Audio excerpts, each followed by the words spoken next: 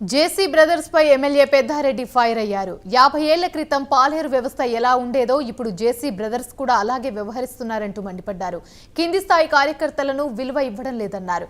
Party కార్యకర్తలను బానిసలుగా చూస్తున్నారంటూ ఆరోపించారు. ఇలాంటి వాళ్లను గెలిపిస్తే టీడీపీ కార్యకర్తలు జీవితాంతం బానిసలుగా ఉండాల్సిందేనన్నారు.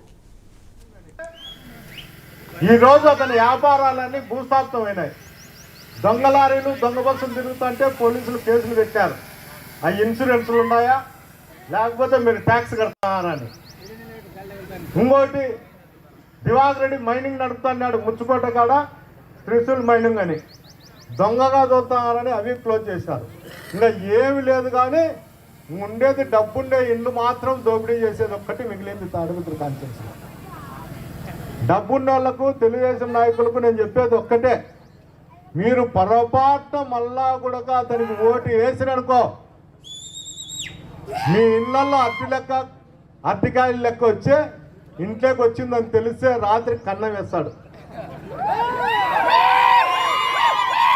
అలాంటి వాడు కావాలన్నా రైతు బిడ్డగా నా అలాంటి కావాలనో ఒక్కసారి మీరు ఆలోచన చేయాలి.